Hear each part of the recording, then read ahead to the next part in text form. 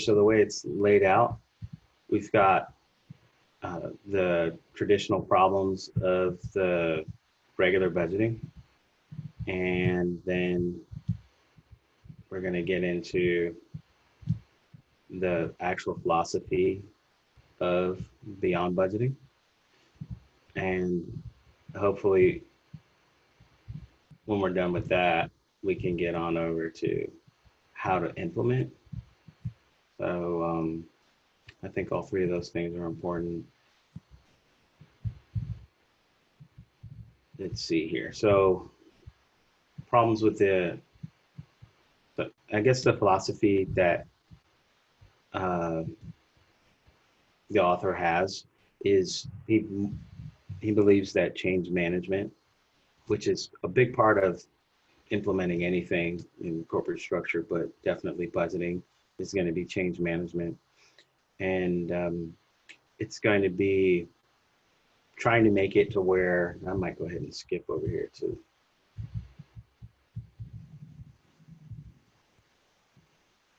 see if I can skip over here to the implementation. I found a big part of the idea of beyond budgeting is trying to get people to accept change. And here's this, I found a nice little counterintuitive truth in the book. Dissatisfaction times or plus vision plus the first steps of the implementation will be greater than the resistance to change. So I really enjoyed that little piece. So dissatisfaction is the first chapter of the book. So let's go ahead and pull that up here. Right, yeah, problems with traditional management. So let's see here. Some of the things that will go on within, I guess, a traditional corporation, or actually in the current business setting, some of the things that might make someone dissatisfied with the way they do budgeting right now and the way management is done and performance metrics and all of so on and so forth is VUCA, volatility, and this is a current environment versus, say, the 80s or 70s or previous. Volatility, uncertainty, complexity, and ambiguity. That piece of, I guess you could want to say the current context, and it is, I've seen that in this book, I've seen it in the Bossa Nova book we reviewed last month, or the month before last, and I've also seen it in other management and business books, where basically there's a lot of dissatisfaction, especially from millennials, where they just will not accept this keep your head down and take this command and control style leadership. And so they're much more in tune with the world having what the author's calling VUCA. And so trying to get the current, I guess, within the current business settings and current context of the world, trying to get it to where corporations accept instead of fighting it is part of trying to get people to acknowledge that they're dissatisfied with how budgeting is done currently. And let's say, really, one of the reasons why we're interested in this book and this way of doing strategy, doing budgeting, is the author is concerned with trying to push decisions down into further down into the hierarchy of a corporation. So normally budgets are command and control, comes from the top. This is how much money you can spend, and the people on the bottom say, okay, and then they passively resist those budgets in whatever way that they can. My personal experience, I've worked on multiple budgeting systems, all the way from systems that were, a good part of it was in Excel to full-blown budgeting systems that integrate with PeopleSoft and or SAP. Um, and they're very complex, especially government style budgeting where things change based on laws every year. So it's a complex system. I've never seen a good budgeting system that handles what people want. No one's ever satisfied. So taking that and then taking this book saying, well, beyond budgeting, the actual titles kind of implies that maybe you are not budgeting anymore. And that is kind of a little bit what the author is saying. It's kind of the idea is to take forecasting and resource allocation and strategy and push those things down in an agile format down to individual groups and let them, for lack of a better phrase, fight it out. But provide better tools for measurement. So there's forecasts, targets, and other tools. And really the problem that we always run into with trying to have more decision-making pushed down, education. So how is it that people, how is it that you get the regular working person to understand budgets and the budgets for the whole company and to be ethical with their budgets and things like that. One of the things, and to go back to the VUCA, why does that matter? Well, decisions aren't made as slowly as they used to be. And so I guess the argument is going to be, if you want fast decisions, you have to let the people on the ground make those decisions. And there's some arguments against why is it that you want top down so much in a traditional corporation? You remember, you're the one that hired these people in the first place. You should trust them, so on and so forth. This part, I'm very sympathetic to, where we're talking about democracy, and we're, in this group, we're pretty passionate about democracy at work. So being able to vote on things that are happening during the daytime versus just only doing it for your civic life. And the author points out that it's interesting that we praise democracy so much, and then when it's time to go to work, we throw it out.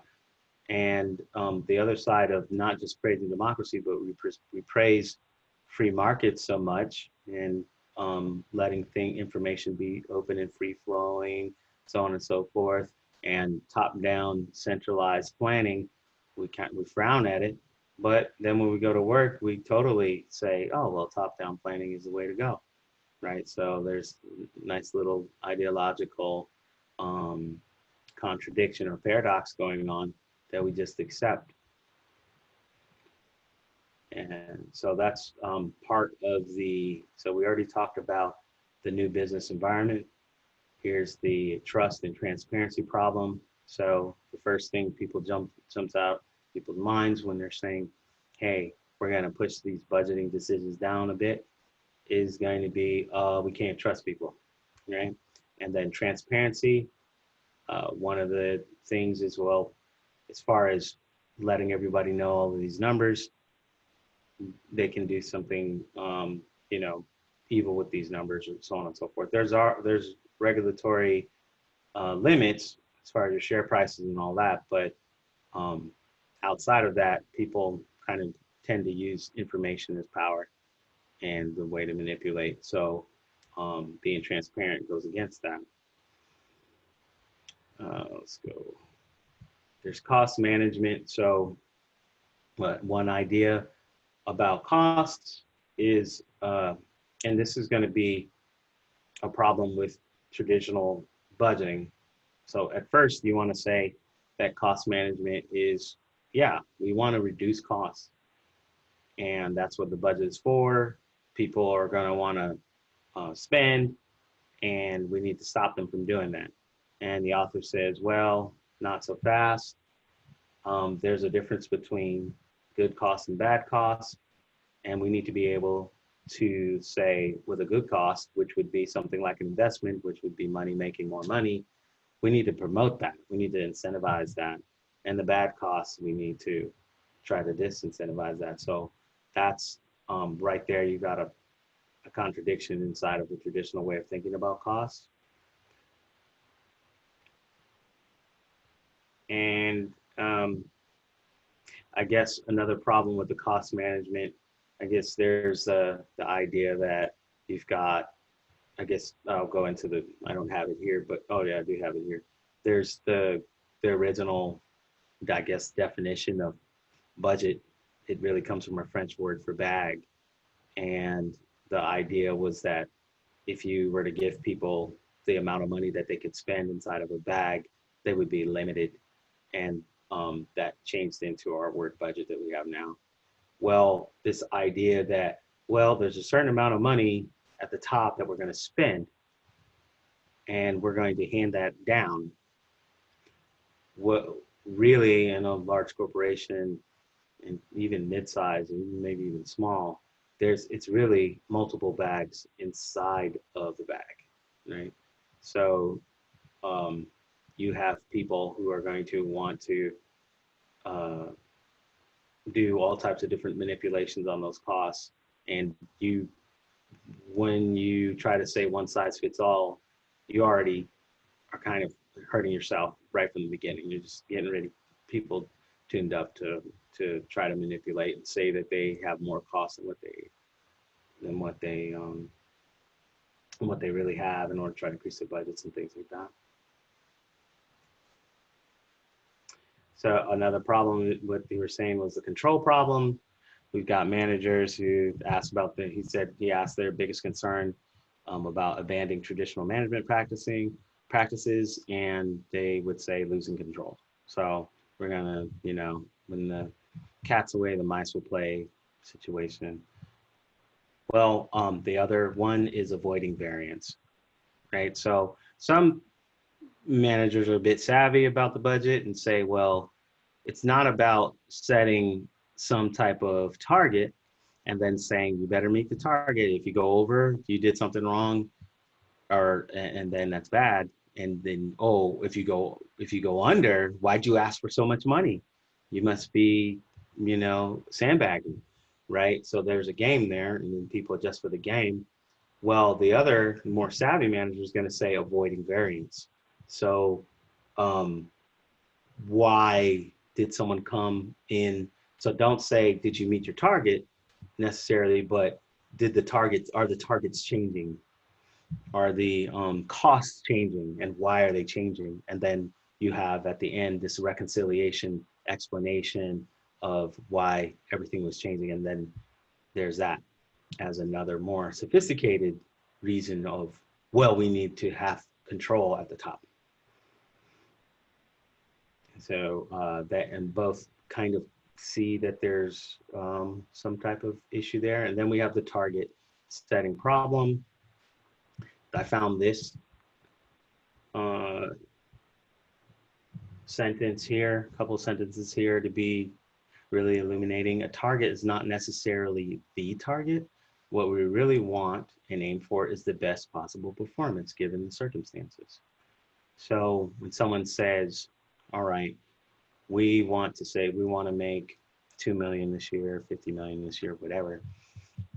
Well, you really, if the market was down, you really don't really want to just make the 50 million or whatever, right? Because people could fail to make the 50 million, and they could perform lower than what the potential was in that market, which could be 10 million. They could say not even meet 10 million. They could only make, 5. And well, because you weren't trying to go at the real driver, which is performance, you missed it. So the target is really paradoxical in that sense. And then we have key performance indicators, KPIs. It's interesting that this phrase KPIs kind of made its way into software as well, talking about different things that as far as measurements for observability and everything, but and also business metrics and things like that. One of the things as far as KPIs is it's an indicator and it's not a truth. So it's really just a pointer, and we don't have to wait till we have a perfect KPI. We can go with whatever it is that we come up with, and then accept the idea that it's an estimation, it's an indicator, it's not truth.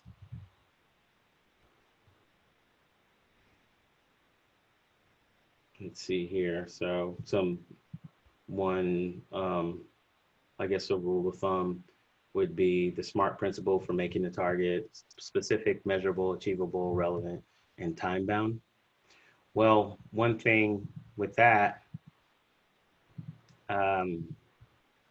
as far as targets and everything, to reiterate that instead of making the budget that comes down from on high and here's what you have to do, you're giving information to people further down. So it's kind of, you're wanting to have them develop their own indicators and develop their own targets. So you don't really get rid of targets completely. You don't really get rid of them, but you try to push the concept of you're developing targets, because it says in one place in the book, a target that comes down from someone else is totally different than one that you make for yourself. And I guess he's saying that right here. So I'm not saying we should never set targets, but we shouldn't be on autopilot. We don't have to set a KPI target just because we measure the actual development on the KPI. And there's a number of organizations out there that drop targets. Okay, so performance evaluation. One big problem with performance evaluation is that they're, I guess, subjective. Another thing, and I want to say it falls under here. Yeah, no, that's the bonus problem. We'll get to that in a second. Yeah, so they're subjective, and we need to, he's a big advocate of trying to make it to where for performance, you need to pull in the subjective and make it holistic instead of having it be completely, trying to be objective and metric oriented and all that. That's one of the things that he reiterates all the time in the book, where you want to have finance involved and you want to have HR involved. HR, the group is much more savvy about these subjective and people oriented type metrics or evaluations, I should say. So, and let's see here, we're at 7:30. Let me try to get through some of this and then I'll stop for questions. So this is one of the counterintuitive things that stood out for me in the book. He's totally lost his belief in individual bonus systems, and he's convinced that they do much more harm than good. Here's a strong statement. There are a few areas with a bigger gap between what research says and what the business does. 50 years of research almost unanimously discounts individual bonus as an effective way of motivating and driving performance in knowledge organizations. Despite this, bonuses are alive and kicking, but something's wrong. And satisfaction with the bonus system cannot be what causes companies to change it on average every second year. So companies, if they're changing it so much, it must not be satisfied. Now, what he does like is group bonuses. And that, to talk about some of the other things that we reviewed, that is in line with like Mancor's idea of how it is that you can have a group where um, you can have a strong performer in a small group and you can still get away from some of the weird problems of incentivizing natural incentives, uh, and that makes sense to me. Whereas for individual bonuses, um, there, and we know, we quote the book Drive in here a bunch. The people are more, and he actually quotes as well. People are concerned first with, I don't want to say first, but as long as the monetary portion is handled, then you're going to have the three others, which are autonomy, mastery, and purpose. And those take over. And I think, believe the number, but it used to be when the book was written, the number right around is 80,000 a year, the equivalent of 80,000 US dollars a year. After that, people, they want autonomy, mastery, and purpose. Um, So that goes along the lines with this bonus system as well. The rhythm problem. One of the things where we seem to be married to the calendar year and quarters within the calendar year, whereas for your individual business, why is it? It's a big concept or supposed benefit of the beyond budgeting is you can try to push down these decisions and then people can adapt during the year for getting more money responsibly, increasing the amount that they can spend on resources and all that, and decreasing. And so you shouldn't be rewarded for asking for more money when you don't need it. And you shouldn't be punished for asking for more money when you do need it. And that's what a traditional budgeting system does. And that's a big part of the dissatisfaction. So now, having gone through the dissatisfaction, anybody have any questions? We're at 7:38.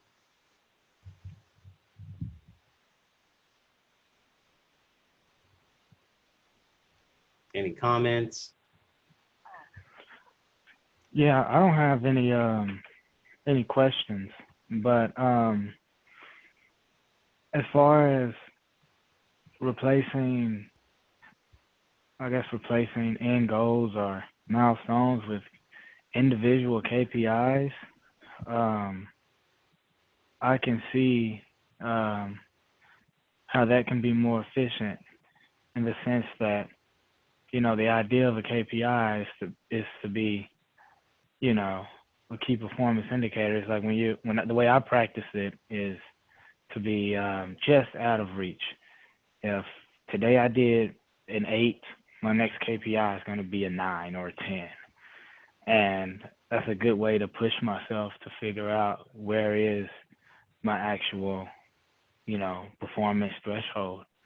And so I like that idea instead of some arbitrary top-down goal or milestone or marker, actually pushing people to find their optimal places at I like that. It's cool. I think I can definitely see that how that can help, as well as the group bonuses in those scenarios. And I like how he qualifies it with there are some scenarios where individual bonuses can work when there's like individual achievement, but in a group setting, yeah, the dynamic does change. So I don't know, I'm tracking. I like his perspective on this stuff. So Cool. Anyone else?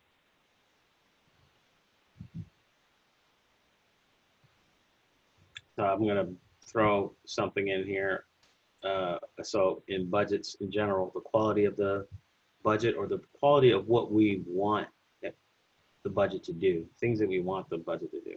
We want good targets, we want reliable forecasts, and we want an effective resource allocation. This one, me personally, I'm very interested in this, how that gets solved. So also definitions here for target and forecast. A target is what we want to happen, and a forecast is what we think will happen, whether we like what we see or not.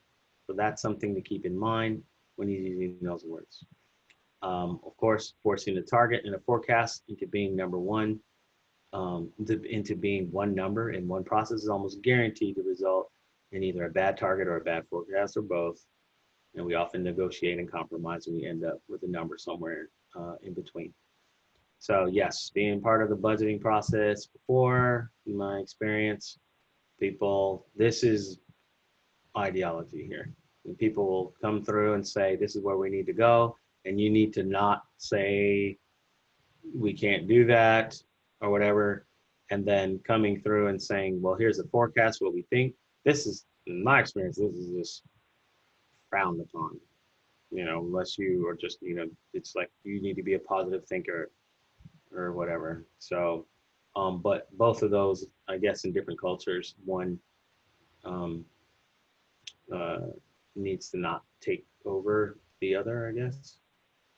So let's go ahead and talk about the philosophy. We got beyond budgeting. Right.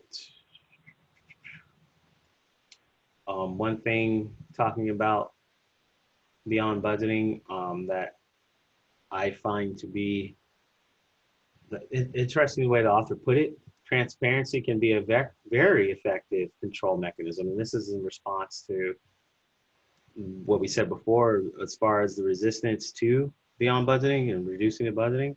Well, the author's saying, hey, no, you can control people even more with transparency, right?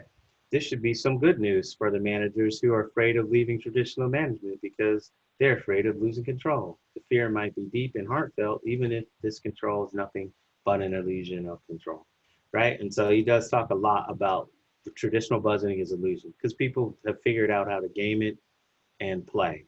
And sophisticated people play it better than unsophisticated, but it's still something that happens, right? Me, to add a little bit of, I don't want to say cynicism for the whole process, but in general, with new tools of trying to deal with flatter hierarchies, I do believe that it will allow you to control more. Transparency does allow you to control more.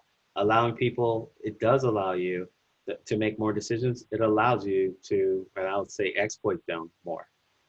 So long as they don't have the ability to make decisions on where the surplus goes, where the profit goes, as far as like legal rights to do that and everything, by all means, go ahead and give people as much power as you can and have them offer up their ideas, offer up their like heartfelt passions and everything like that, and then make sure that you harvest all of that. So that's really, I agree that the transparency is another tool. And it's interesting that it's weird to try to say, oh, I'd rather have people not know that that's a tool that they could exploit people with, but that's neither here nor there. Right, so next, I thought this was a nice graphic, so I put it in here. We didn't talk about theory X and Y, but I forget the name of the author, but there's a book on just in general, ways to manage people. Theory X, and this came out in the 50s, I believe, when he was quoting them. Theory X is basically command and control, secrecy, sticks, not transparency, but secrecy, sticks and carrots, rigid, detailed, annual, rules-based micromanagement, and all these things like that. Theory, so there's theory X, just whatever you want as far as put all your theories about that are top down, and you can call that theory X, falls under there. Theory Y is about values-based leadership, autonomy, transparency, and internal motivation, right? So not demotivating people, but allowing them to intrinsically move forward, right? That's theory Y. So you can kind of move between these two. You might even call, when people think of theory X, the word management could fit over on theory X, and it's not cut on here, but on, the theory Y would be more leadership. But that would really be throwing the word management under the bus, right? And then you've got stable and dynamic. So no traditional detailed. Dynamic would be no traditional detailed budgets, relative and directional goals, dynamic planning, forecasting, resource allocation, holistic performance evaluation. And this is theory X, right? Which is top down, but also dynamic, which is funny. So just if the people on the top aren't doing anything, we're not doing anything at all, right? No leadership over here, right? So we just drive off the cliff. And then with leadership, I guess the argument is going to be, you have leadership, then you're going to be doing beyond budgeting, which is going to be more agile, more human, and integrating some of these things. Let's see here. We just covered this, but budgeting, traditional management. Are you saying that the leadership is just in the lower left and the upper right? That there's more lower leadership is over here on this side. Oh, okay. No, okay. I missed it. Yeah. Yeah, this is leadership. He didn't write management over here, but I believe this is management. But again, that's throwing the word under the bus.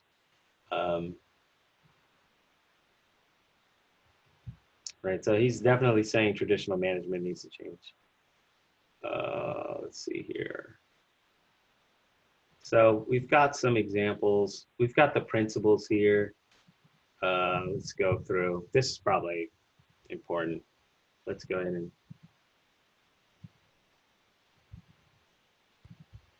show these here. I'm gonna go ahead and make this blue. Here's more. I'm gonna go ahead and separate it out here because I didn't do a good job of that. So you've got leadership principles, you've got purpose, engage and inspire people around bold and noble causes, not around short-term financial targets. You got values, governed through shared values and sound judgment, not through detailed rules and regulations. You got transparency, make information open for self-regulation, innovation, learning, and control. Don't restrict it. You've got organization, cultivate a strong sense of belonging and organize around agile and accountable teams. Avoid hierarchical controls and bureaucracy. Autonomy, trust people with freedom to act. Don't punish everyone if someone should abuse it. And customers, connect everyone's work with customer needs. Avoid conflicts of interest. So this is utopia. Let's talk some more about, I guess, the next level of it. Management process rhythm. Organize management processes dynamically around business rhythms and events, not around calendar year only. It's going to be more. This is going to be more processes. Up here, going to be leadership principles, and then rhythm. That's organized management process dynamically. Right. Targets. Set directional, ambitious and relative goals. Avoid fixed and cascading targets. Plans and forecasts. Make planning and forecasting lean and unbiased processes, not rigid and political exercises. Resource allocation. Foster a cost-conscious mindset and make resources available as needed, not through detailed annual budget allocations. Performance evaluation. Evaluate performance holistically with peer feedback for learning and development, not based on measurement only and not for rewards only. And reward shared success against competition, not against fixed performance contract. It's kind of, there's a bunch of people implementing beyond budgeting. I didn't put the screen graphic in here, but it looked like there was, 50 large companies doing it. Mostly your companies I've seen in Europe. I found it to be really interesting reading some of these things and saying, yes, these are all things that we want to do. And then having been on the sauce, knowing how the sausage is made normally, it's just funny to read this. And then I guess I'm just very cynical about some of these things like that people are actually doing it. So it would be interesting to go in and actually see it myself. But yeah, these are the principles. This is beyond budgeting here. So if you don't remember anything else and you want to remember beyond budgeting, come on in here. And the Boss Noble book has those as well that we went through. Here's an example of a company that is a kind of a best in class company that implemented beyond budgeting. I guess it's the name of a bank, handles banking. And let's see here, some things. What makes their story so fascinating is not just the fact that the bank decided to kick out the budget as part of the radical transformation of their management model back in 1970.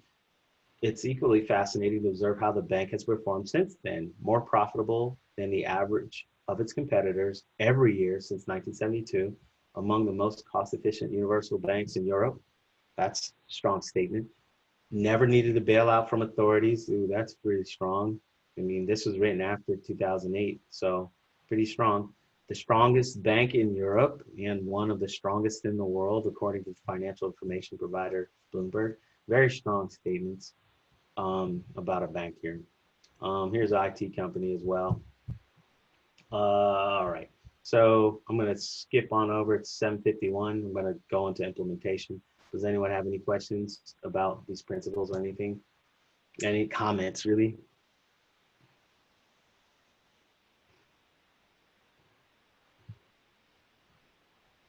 All right, I'm going to go on over to the implementation advice, because this had a lot. This was really how the sausage is made. And I'm going to say that from the top, without even going into all of it. One of the things he did, and for the successful implementations that he was part of, he kind of, it wasn't eat the whole cake all at once. It was small wins, going into individual units and then having them buy in. And then it's a game. You're going to have to try to go up the ladder. And sometimes you need to have a sign off from the executive level, sometimes on some things, and sometimes you don't. And you try to just do as much as you can on the small. But, and then just to go ahead with that, let's go down to this statement here. You can't go to the top. You can't get rid of command and control through command and control. I found that to be a really nice statement. So you can't on top say, order people, now you will be free, act accordingly. You need to train them. And being organic means having the people on the bottom in a hierarchy making more decisions or trying to make more decisions. A lot of, from the examples that I've seen in the book, the impetus for going to beyond budgeting came from the bottom, and then they approached the board, and then by that time they've had enough pain with regular budgets, and it was presented to them in such a way where they saw successes and things, so on and so forth, and they were very intimately familiar with the problems of regular budgeting process. They were ready to give it a try. So that's really what this whole implementation, but let's go down. It's 7:54. I've not talked a lot about agile because a lot of times in this group we already so very familiar with it, but basically the beyond budgeting is the way the author's describing it. It really gets a bunch of its inspiration from agile and lean. So manufacturing and IT. And one of the things where it kind of can draw, when it draws the inspiration, how it draws the inspiration, those principles, the way you described it, and I found this to be true in other, I guess, big movements that have drawn inspiration from other places, where you can't bring the principles over as is. There's going to be processes that go with those principles, and you have to change things up for your space, for your context. And that's what has to happen for agile. So one of the critiques for beyond budgeting against agile is that agile was not created for, I guess, a more broader application. So for when it comes to budgeting, the arguments for agile, when you're talking about, with one of the companies that the author was with, is Statoil, when you're talking about a project that's going to be $1.5 billion, right? And it's going to go, that's projected to go out 14 years. So oil platform is something that will be reducing oil for 14 years, and just trying to find oil and all that can be $1 billion, those types of things. That with those types of budgets, those types of numbers, the critique is that Agile can handle it as is. And I've seen this argument in risk management literature as well, where basically the argument would be, like, one I find to be persuasive argument is that you couldn't have an agile Panama Canal.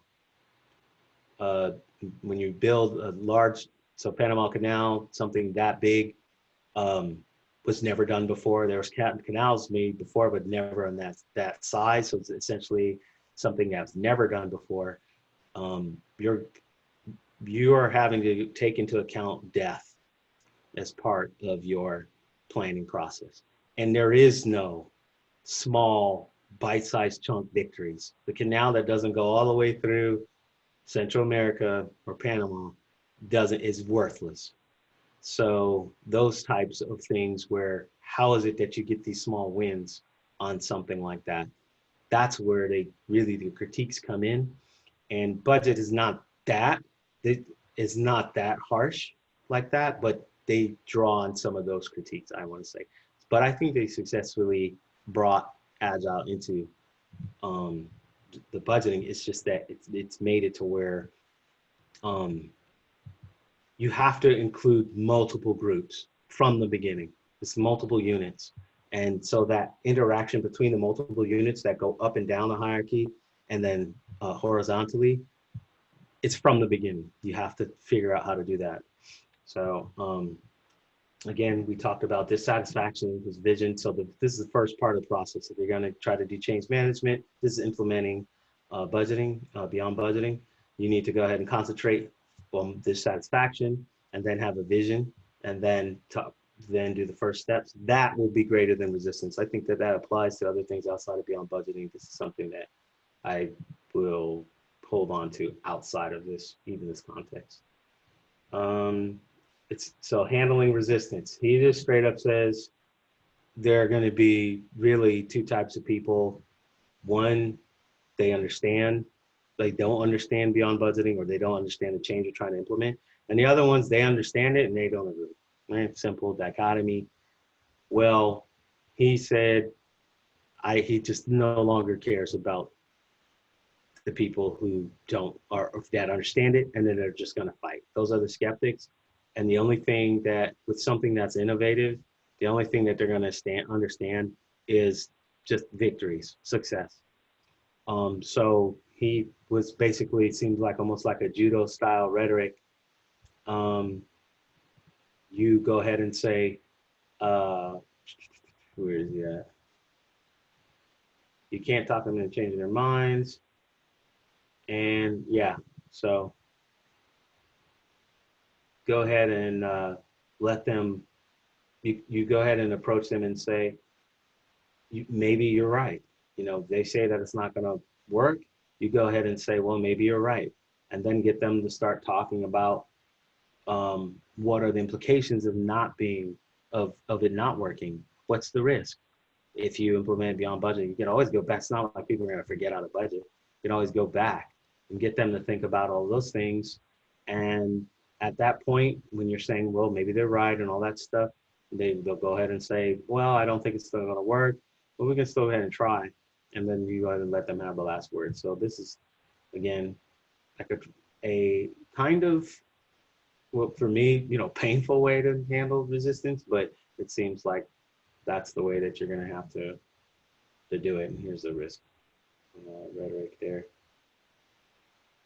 Again, some pieces designed to 80%, and then go ahead and jump in. So don't try to plan out your whole beyond budgeting strategy, because you'll never, one of the concepts is you can't plan everything all the way out. So that should be kind of normal. Cost focus. So remember, we talked about good costs versus bad costs. The people, like when you're pushing down these decisions, sometimes the people say, let's not think about costs at all. We'll just ask for the money when we need it.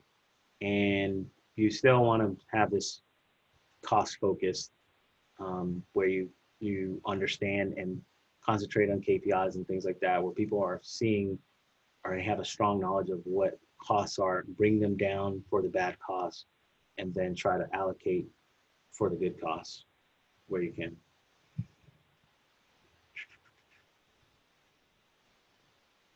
Don't start with rolling forecasts.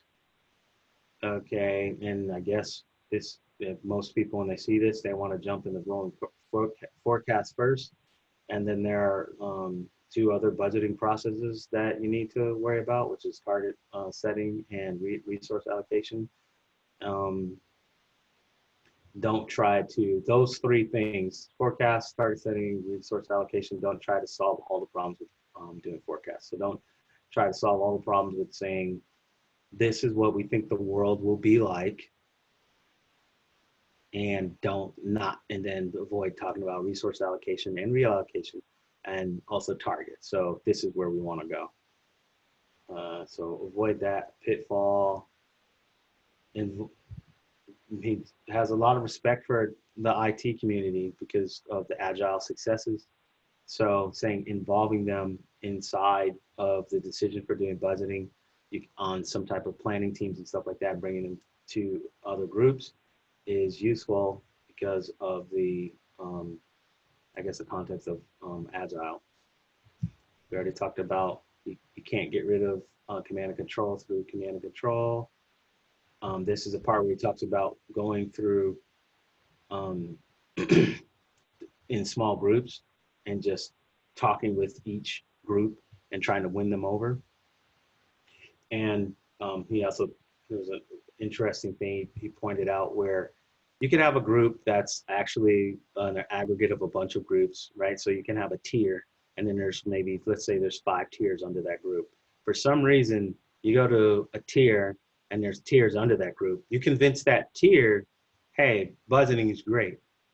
And beyond budgeting is great, sorry. And they convert, but for some reason, the tier, they don't like to convert the people under them. They're like, we can do it, and we saw you could do it, but we don't think the people under us can do it for some reason. So that's something to keep in mind. As far as his examples, don't become a fundamentalist. People say, are we getting rid of budgets? And you say, can we have a budget? Can we talk? But don't ever say, no, those are forbidden. There's a lot of his examples where they have a budget and they do forecast targets, resource allocation also at the same time. And you just try to naturally let the budget disappear.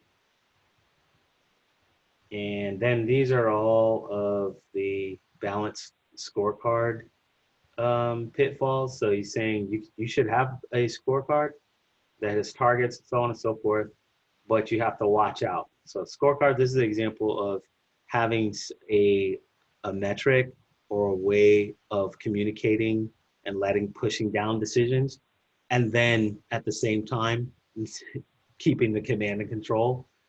This scorecards can be used that way. So a new box on top of old boxes, that's a problem. Concentrating too much on KPIs, right? Only on the targets and not on the forecast resource allocation, like we said before. Just another command and control tool, like I said before. You have one, I would name this one scorecard. It's one scorecard to rule them all, right? That one at the top that all the other scorecards have to obey. And then this paralyzing balance I found is important. So you have employees, you got customers, and you need to be able to figure out, right, how it is that you balance the different stakeholder interests. Employees want to have higher salary levels, customers want lower prices, and taxes or restrictions imposed by society might conflict with shareholder interests. You got to figure it out in order to balance these two things. You can't ignore any stakeholder at the same time. You can't aim for simultaneous short-term maximization of all stakeholder interests, as this might cause a paralyzing balance, right? So the short-term maximization of all stakeholder interests, that's the thing I would think you need to concentrate on when you're thinking about this paralyzing balancing. That's going to be, you know, to me, this is a chicken and egg type problem that you have to deal with. And if it was easy, everyone would do it. So also saying the scorecard is only for the finance department. Nope, it's for everybody. A manual thing, you should be automating the thing that creates scorecards. You should be automating it. And I think that's it. So we're at 8:06. You guys have any questions or comments about the whole book?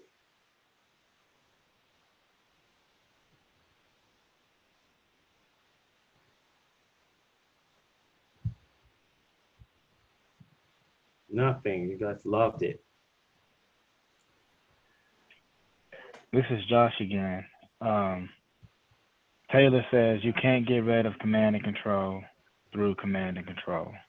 Yeah, I really like that one. Yeah. I command you to be free.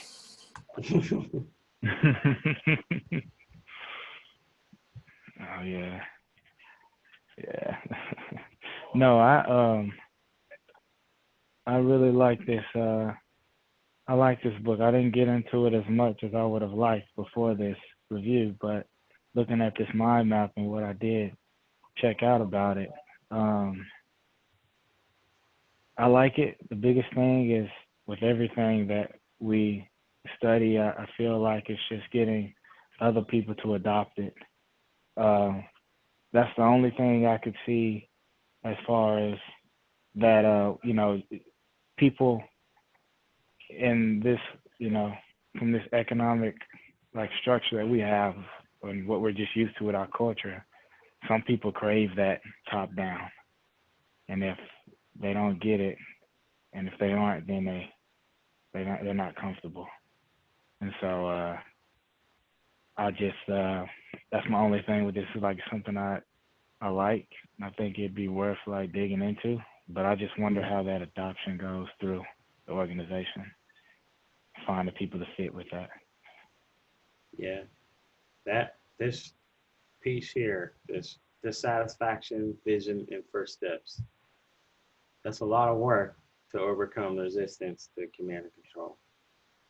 But that dissatisfaction, vision, and first, not just dissatisfaction, not just vision, but also the first step are greater than the resistance. So that's something I really think about for any change management. It's like at first though, yeah, like when you first, I think that was the first one you addressed. I always think resistance would be the top, you know, would just be the board, would just be the people in charge who are used to it, but not necessarily. You know? Oh yeah. Right. Who else? We're at 8:09. We got a minute.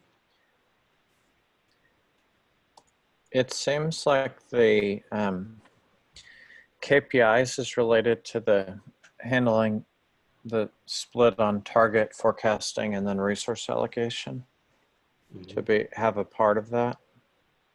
Personal KPIs, individual KPIs, seems like that would be a related item. If you're going to distribute, what is our target, and talking about that, and then the forecasting on actually getting there.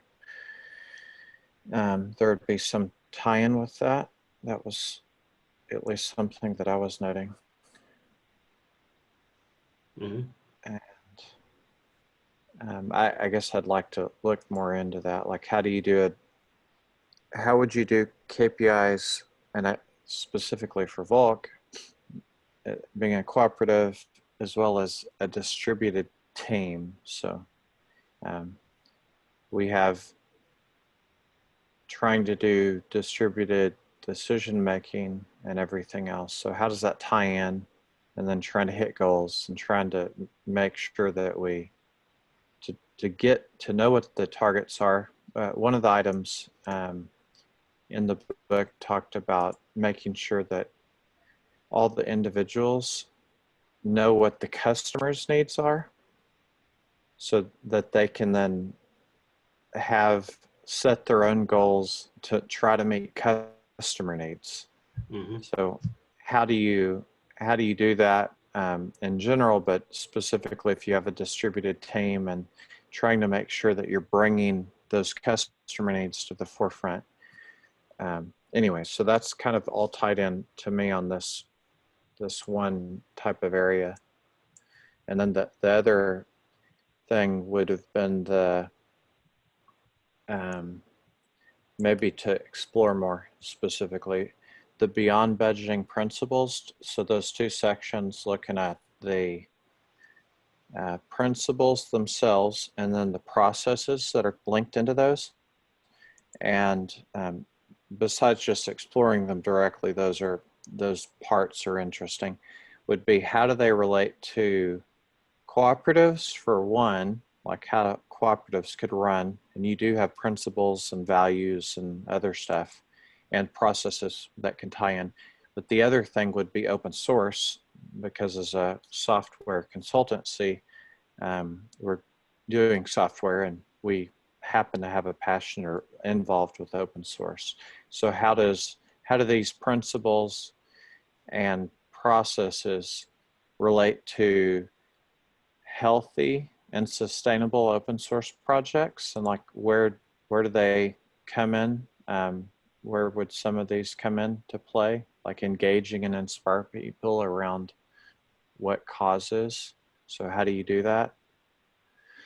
That's really interesting. With the thing for me with open source projects, and he does talk about one of the reasons why beyond budgeting could work more in this environment than say 30, 40, 50 years ago, is because we're now more people capital based and not, when we talk about resource based or the resources that need to be reallocated, we're dealing less with big machines. And as far as what is the value, so the people value, people capital value, that is a situation where you need to use this phrases, but it's not a non-rival good, right? You can have multiple, in some senses it is, sometimes it's not, right? People can be reallocated very easily, moved from one place to another within an entity, whereas the machine can only be producing information, or I'm sorry, producing outputs that can only maybe benefit one entity. So I guess so, yeah, with the open source projects, it seems like the thinking about the resource allocation within an open source project is very a very demanding, I think, problem, a really interesting problem, because you've got the component of leadership where you're influencing, right? You can only have so much carrot and stick where people can fork your project and then go ahead and go off on their own if they have that much, willpower and pull, and they're also an influential leader, right? So, or it could be a company that forks. So, how is it that your resources are this group, this army of people who sometimes you could have that culture where it's whoever codes wins. So they're going to submit something, and those are the features that make it. Or it could be command top down control, right? You got benevolent dictator, and they're the ones with the commit bit, and only trusted group of people, small people on the top. And so they're kind of holding the reins. And so how, with that situation, how is it that you manage the resource allocation at that point? Right. So, and also you're going to think of like a naive view of the Pareto principle. It's going to be less than really 20%, but it's really less than that are doing all the commits on an even larger open source project, right? So, but of all the people who are committing, so how much does it even matter, and all those things. So there's probably someone who studied it, but I haven't seen it. The open source side, when you're talking just the project view and trying to run it with a large community versus a one organization or a one individual. So when you're trying to have a community, it makes me think of just volunteer organizations. So if you think like Greenpeace or whatever it may be, where everyone is a volunteer, they can leave. You know, it's not just nonprofit. So nonprofits, you can have employees and whatever structure you want. But if you're saying it's completely volunteer, which some open source projects are like that, that seems like maybe an area that would be relevant. Maybe even if we can find a good book around how do you get people to work doing volunteer management or whatever whatever you're going to call it. Yeah. There's more likely to be probably more books on just that side than strictly the open source community management side as a group. Yeah, it would be interesting to grab one, like think of the best, what would be the best all volunteer organizations on the planet, and then read some type of drill down into their culture. That would be probably, that's where I would look, and then try to do some academic one too. Anyone else? Anything else? Last words? We're at 8:17, so